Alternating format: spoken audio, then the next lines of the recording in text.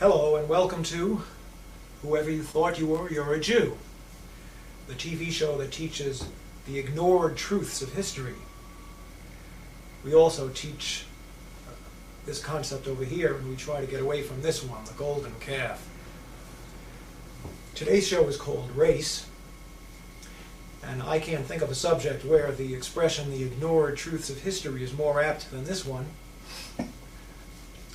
When we talk about race, we're talking about that group of people that white people sometimes call niggers. I wonder how many of you actually know what that word means. You will by the end of this show. Now, if I were to tell you that blacks once had a great culture which exceeded the culture of whites, you'd probably find that pretty incredible. But we're talking about the ignored truths of history. Those of you who've been watching this show may perhaps recall that several weeks ago we talked about the fact that most of the Jews alive in the world today may actually be descendants of Russian converts. Now, Jews like to consider themselves to be descendants of Israel. So the facts that Russia was once a Jewish nation for 500 years, in fact, and that most Jews who are alive today may be more closely descended from Attila the Hun than from King Solomon, these are facts which are just glaring facts, and it's incredible that such things could be ignored. And the question of how such things could be ignored has an answer, and the answer is collusion. All the parties involved have silently agreed, even perhaps without ever talking to each other, they've silently agreed to just not discuss this subject. In the case of the Russian Khazar Jews, it's embarrassing and frightening to Jews to consider the possibility that they may actually be descendants of converts and may have very little Israeli blood in them. In the case of the Russians, it's a horrendous embarrassment to them to admit that for 500 years in the Middle Ages, Russia was a Jewish nation. So they just ignore it. It's collusion. Now, if I were to tell you that blacks, for as many centuries as whites have been superior, if you want, in the Western world, that for just as many centuries blacks were superior, you'd probably find that hard to believe. And you'd wonder how such a fact could be hidden. And the answer is, again, collusion. The whites wouldn't want to admit such a thing, because whites like to feel superior and like to think that their superiority is somehow permanent, decreed by God. As for blacks, if you look into the black civilizations that we're going to take a look at momentarily, you find something pretty interesting. You find that those civilizations actually arose as Jewish civilizations, later to become Islamic civilizations. Now, we live in a nation where blacks are taught that whitey got ahead by being a liar and a thief. So today's so-called black leaders get on the air and proclaim that the way to get ahead in America is for the black man to be a better liar and thief than whitey. I don't know about you, but I've thought about this matter, and there's no question in my mind as to where these so-called black leaders come from. They were put up there by whitey. Now, I'm not going to name any names. But the truth of the matter is that the roots of black greatness historically lay in Judaism and Islam. So the blacks who are teaching today that the answer to the question, how do you get ahead, is get the money, dollar bill, y'all. You folks know who I'm talking about, and that's what they teach. They don't want to hear any talk about God. For these people, the dollar bill, y'all crowd, the realization that black greatness in the past lay in roots which go into Judaism and Islam is not really what they want to hear. So they just ignore it. As for the blacks in this country who are not dollar bill y'all people, we find that most of them are members of Christian churches, which is a good thing, except for the fact that they've been taught since childhood that Judaism and Islam are the enemy. And they've been taught that lesson so well that when they start to hear that the roots of black greatness historically lay in Islam, that's as far as they're going to go with that. They'll take slavery, thank you. So there you have it, collusion. For whitey, it's great to keep black down. And for the blacks, it's great to not admit that in the past you were a Jew and later a Muslim. Now we're going to talk about the truths of history, the ignored truths. These truths are known to you if you're a black Muslim in America. You already know this if you're a black Muslim. But if you're a black treated in those whorehouses and condom vending machine buildings that we call public schools, then you probably don't know this. And if you're a white, you almost certainly don't know this. Let's talk a little bit about black history, and let's start with a map. This is a map of the area around the Mediterranean Sea. Up here we have Europe. Here's Africa. I think you can see on your screens that in this area of Africa that I'm pointing to is a desert. This, of course, is the Sahara Desert. The territory to the north is fertile, and the territory to the south is fertile. In fact, it's very fertile. Now let's talk about empires. The first great empire in Western civilization was probably Egypt, over here. Not much is known about the early Egyptian empire. There's lots of speculation. But in the process of time, the empire passed. Israel was great for a short time, but that didn't last either. Now, I don't have to tell you that a great empire arose in Greece. Most historians of intellectual Western history trace the history of Western intellectualism to Greece. Now, the Greek Empire didn't last too long, a number of centuries. One could reasonably ask why Greece became so great and why it was unable to hold on to its greatness. One could write whole books on that subject, and I'm sure that lots of such books have been written. But the fact of the matter is that for whatever reason, the Greek Empire rose, the Greek Empire fell. Subsequently, Western civilization moved over here to Italy. That's, of course, what we now call the Roman Empire. The Roman Empire at its peak stretched from Spain all the way around the Mediterranean, encompassing Arabia and parts of northern Africa. The Roman Empire lasted longer than just about any other, better part of 1,000 years. But in the process of time, Rome passed as well. There was a Persian Empire, which had its roots over here in Persia, actually over here, Iran. The Persian Empire at its peak stretched from Egypt, encompassing most of the Middle East, just about up to Greece. And the Persian Empire passed as well.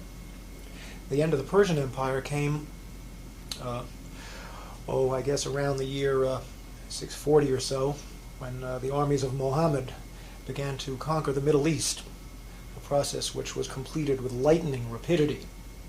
So the next great empire was the Empire of Islam, an empire which, in many respects, has not ended to this day.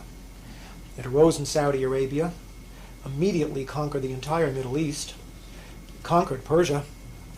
The Persian Empire was Zoroastrian in religion. They got rid of that, replaced it with Islam. They tried desperately to get into Europe at this end and failed, but what they did do was they came across North Africa, and North Africa fell to the Muslims. It fell quickly, so that by the year 710, they were over here at the Straits of Gibraltar. That was only, about 60 years after the death of Muhammad. It took them only 60 years to conquer the entire Middle East and get over to this point right here. This puts us at the year 710 AD. Now in the year 710 AD, a fellow by this name, let's get him to stand up a little better, Tariq ibn Ziyad, means Tariq the son of Ziyad. Tariq was, I believe, a Moroccan. This is Morocco over here. In other words, he was a Moor, a man from Morocco. This whole North African empire, Islamic empire, came to be called the Moors, or in Shakespeare, the Blackamoors. Sounds like we had some black people there, huh? Tariq took the armies of Islam across the Straits of Gibraltar and landed on the Rock in the year 710 AD. You'll never guess what he did next. He burned the boats. He'd made up his mind that if his armies of Islam could not conquer Spain, they weren't going home.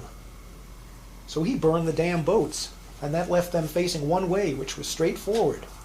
And in the year 710, they swept across the Iberian Peninsula, and they took the land that we now call Spain for Islam. For just about 800 years, until precisely the year 1492, the year Columbus sailed for America. For almost 800 years, Spain was a Muslim country. The army stopped at the Pyrenees Mountains because they couldn't beat the French. In honor of his conquest, they called what is now called the Rock of Gibraltar Jabal al-Tariq, which means the Mountain of Tariq. And the British, in their inimitable way, turned Jabal al-Tariq into Gibraltar. We now had an African Muslim empire which stretched from the Pyrenees Mountains, encompassing all of Spain, Morocco, and the whole north coast of Africa right up to Egypt, and the area south into the Sahara Desert as far as any man cared to stake a claim. This northern African empire, which was eventually headquartered in Spain, went under three names, and here they are. All the same empire, really, but three different names. From 710, the year that the Muslims moved into Spain, up until about the time of the Crusades, this was called the Umayyad Empire. And it wasn't just North Africa, because at that time, up until the Crusades, Islam had a world government. It was one empire, ruled from Damascus, and it was called the Umayyad Empire. But around the time of the Crusades, the Umayyad Empire fell apart into smaller empires. And the empire encompassing Spain and North Africa at that point was called the Almoravid Empire, later the Almohad Empire. These names, Almoravid and Almohad, come from names of tribes, but it was all basically the same region. This area, from Spain, North Africa, all the way to Egypt, and well into the Sahara Desert, an area just about the size of Western Europe. Now, around the time of the Crusades, Islam made its way across the Sahara Desert into this fertile sub-Saharan region, and a second Islamic empire arose down here. This empire also went under different names, and here are the names. Originally it was called Ghana, but not the Ghana of today. A huge mass of land, which we're going to show you again in a minute. Later it came to be called the Kingdom of Mali. And finally, at around the time of Columbus, it was called the Kingdom of Songhai, Songhai being the name of an African tribe which conquered the territory. Three different names, but all really the same kingdom. A kingdom comprising the area from Senegal over here, all the way across the fertile sub-Saharan region to Chad, and well into the Sahara Desert. Again, an area almost the size of Western Europe. Now, I don't know if you can see it on your screen, but I'm pointing now to a river. This river flows from the mountains coming originally from Senegal, first east and then south. It's called the Niger River. And along the shores of the Niger River arose a civilization which eventually became the center of civilization in the Western world. Its headquarters was here. This is a city called Timbuktu. To those of you who are not familiar with this history, it might sound a little like a joke. Timbuktu. Timbuktu, at the time that Columbus sailed for America, was the center of Western civilization. Right here in the heart of Africa, on the shores of the Niger River. In other words, this was a city of niggers, some people would like to call them. But they outdid Whitey. Europe at this time was a mess. There was no real civilization to speak of. The Renaissance was just starting at the time that Timbuktu, down in the heart of so-called darkest Africa, was the center of world civilization. Sounds impossible, doesn't it? Not only is it possible, it was true. And if you don't believe it, look it up in any encyclopedia. Historians say another way with this is cult facts of history. Involved would just as soon not think about it. Now, before proceeding, I want to show you a few books. This book is called From Babylon to Timbuktu, written by Rudolph Windsor. I've spoken to Rudolph Windsor a few times. He's a great writer, and he takes the history of the sub-Saharan black empires as well as the northern Saharan black empires and makes them very readable. All the information in this book can be verified in any encyclopedia, but it's more interesting to read it here. Because Mr. Windsor is a sponsor of this show, we're going to be giving the address of his publishing company at the end. You can also obtain this book in many black bookstores or street stalls which cater to black books, although you won't necessarily be able to find this in Barnes & Noble. Great book. Here's another book which is a big source of information for me. It's called World's Great Men of Color. And this is a book you shouldn't have too much trouble finding in a library or elsewhere. It was written by J.A. Rogers, one of the great black writers of the early 20th century. Finally, here's a book that I'd love to be able to talk about, but I doubt there'll be time. It's called The Sign and the Seal by Graham Hancock. It was a bestseller for its genre not too long ago. It tells the story of the Ark of the Covenant. And if you're like me, by the time you finish this book, you're going to believe, as the author believes, that the Ark of the Covenant is in Ethiopia, where it's been for thousands of years. That is, God, if Mr. Hancock is correct, gave the Ark of the Covenant to niggers. Think about that. Of course, a lot of people don't believe that. I'm not 100% sure it's true myself, but I'm about 90% convinced. In any event, I don't think we're going to have time to talk about the Ark today. Let's talk about Spain during the Middle Ages. I want to read something to you. I want to read you a little passage about Moorish Spain as Europe's cultural center. Although the white Christians of Spain deeply desired, during this entire period, to expel the blackamoors from their country, it is nevertheless an undisputed historical fact that medieval Spain was the cultural, educational, and scientific center of Europe. The Moorish kings lived in castles of highly polished marble, with elaborately carved walls and beautiful mosaic floors, while European kings lived in cold, damp castles of unfinished stone, crude by comparison. The streets of Spain's capital city, Córdoba, were well paved and completely illuminated by public lights, at a time when the streets of London were dark and covered with mud. The Moors possessed all the knowledge of ancient Greece, which was lost to Europe until the Renaissance. They made important contributions to philosophy, medicine, mathematics, chemistry, astronomy, and botany. Doesn't sound like such a dark age after all, does it? There were academies for the rich, free schools for the poor, and libraries containing books from all over the world.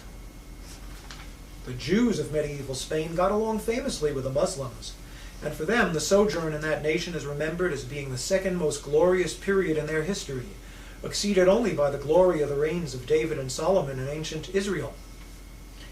Medieval Spain was the time and place of Maimonides and many of the other great Old Testament scholars, whose works constitute the foundations of modern Jewish thought. Throughout the Middle Ages, the white Christians of Spain endeavored to thrust out the Moors. It took them until 1492 to do that. When Isabella and Ferdinand finally defeated the last Moorish king in Granada, in the same year that they financed Columbus's trip to America, they immediately expelled all Jews who refused to accept Christianity. This is not at all surprising. Since the Jews had actively supported the Moorish conquests, the Christians were not about to take any chances on losing what had taken them 800 years to regain. The day the last Moors and Jews were expelled from Spain was counted as a great day in Spanish history. But was it? It's true that Spain, largely through the strength of its navy, had achieved the status of a world power. But in less than a century, the Spanish Armada was defeated by England, and the nation went into a great decline. Now we're going to ask a very important question. During the Middle Ages, were Spain's Muslim rulers really black? It's almost inevitable that white people who have never been taught black history will ask this question. Were they really black? After all, Moors are kind of Arabic. They're not really Negro, are they? And the answer to the question is that there was more than one race involved. Again, as I told you before, in the beginning there was the Umayyad dynasty, and they were mainly Arabic, although there were some blacks there. But by about the time of the Crusades, the Umayyad dynasty became soft and complacent, and the forces of Christianity were rising up in Spain and threatening to overthrow Islam. A second dynasty of kings arose called the Almoravids. They came out of Senegal, which is right in the middle of Africa. That's about as black as you can get. They conquered Spain, and they were the rulers from then until the end. Centuries. There's no question that Spain was ruled by blacks, at least during the latter part of the Middle Ages. The third dynasty, the Almohads, was also a mixed dynasty. The greatest of the Almohad kings was a fellow who they called Al-Mansur, which means the Invincible. His actual name was Yaqub ibn Yusuf, which means Jacob, son of Joseph, almost like a Jewish name. Al-Mansur arose at a time when the Christian forces were really rearing up and threatening to expel Islam. The Christians put together a huge army of 300,000 men at a place called Alarcos. Al-Mansur called together all the forces of Islam from all across North Africa, all the way to Egypt, and put together an army which beat the Christians at Al-Alarcos in one of the greatest battles in history. Now, Al-Mansur was the son of a man who was described as being of mixed race, but his mother was a full-blooded Negro slave from Senegal or Timbuktu. That makes Al-Mansur at least 75% Negro. And that's about as colored as any black man walking the streets of America today.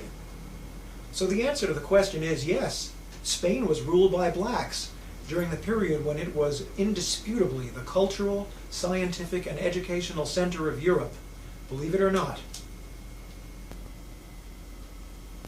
Now the slightly out of focus map on the left-hand side of your screen shows the approximate boundaries of the medieval Great Black Sub-Saharan Kingdom, known variously as Ghana, and then Mali, and later Songhai, all the same kingdom, a rather large kingdom.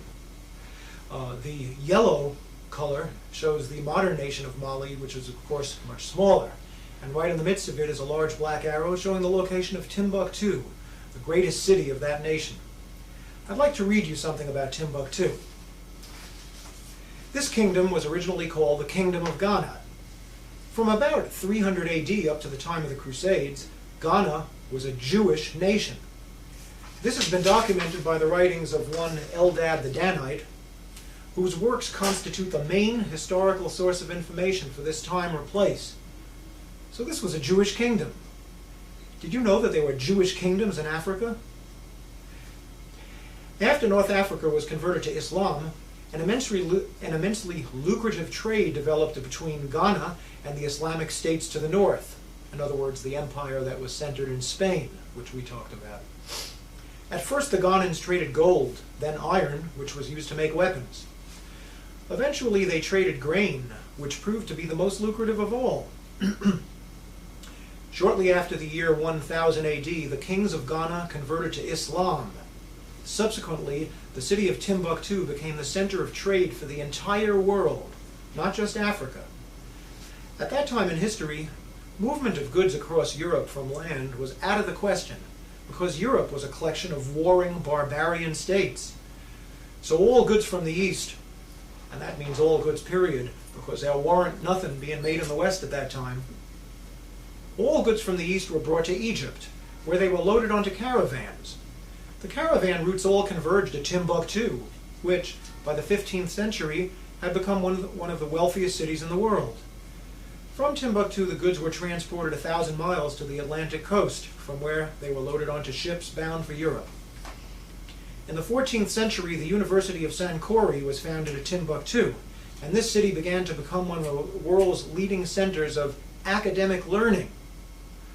Ghana, which by then was known as Songhai, came to be known as the Mecca of the Sudan. By the year 1500, this empire in the heart of so-called darkest Africa had become the center of the Islamic world, at a time when the Renaissance in Europe had barely begun. The students of Timbuktu were sent out to the great Muslim universities of Spain, North Africa, and Asia, and the learned men of all races and nationalities were paid handsomely to come into Timbuktu to teach. The commodity which came to be the most profitable object of trade in Timbuktu was not gold or silver or grain, but books. It has been written that there were more books in the library of the University of Sankore than in all the libraries of Europe combined. It is also said that the entire body of male free citizens was literate. Leadership and authority were in hands of the learned scholars of the city. There was a legendary 14th century Muslim traveler named Ibn Battuta. He's kind of like the Marco Polo of the Arab world. And this is what Ibn Battuta had to say about Timbuktu, and I quote, "The inhabitants had a greater abhorrence of injustice than any other people. Neither the man who travels nor he who stays at home has anything to fear from robbers or men of violence." The driving force behind these developments was God and nothing else. Timbuktu arose as a Jewish empire and blossomed under the banners of Islam. There's no question about what the source of greatness was, not black skin color, but God. So maybe you're starting to understand what I mean when I say, whoever you thought you were, you're a Jew. We're out of time now. Please tune in next week when we're going to talk about the relationship between God and enlightenment. Are there two different ultimate realities, or are these two the same? Or maybe they're both wrong. If you want to know the answer to the question, tune in next week and find out. Thank you, and goodbye.